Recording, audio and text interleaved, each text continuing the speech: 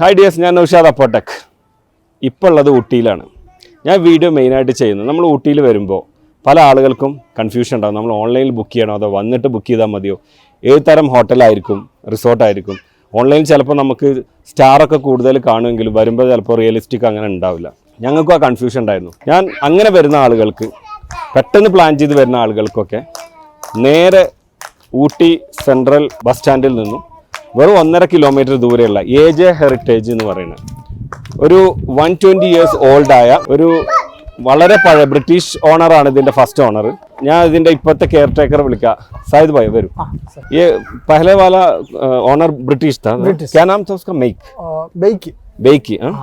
उसके बाद इंडियन उसका सेकंड जनरेशन के उसका बच्चा था, अभी उसका बाद से अभी ऊटी का. तो आप लोग ऐसे ही मेंटेन कर रहे हैं या?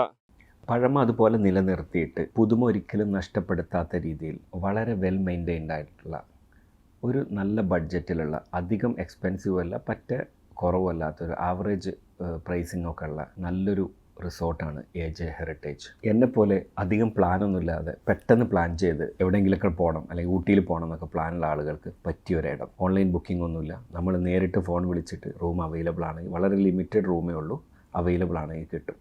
അവിടെ ഏകദേശം പ്രീമിയം റൂംസ്, അതുപോലെ കപ്പിൾസിനുള്ള കുറച്ച് ചെറിയ റൂമുകൾ, പിന്നെ ഡിലക്സ് റൂംസ്, അങ്ങനെ 3 വെറൈറ്റിയേ ഉള്ളൂ.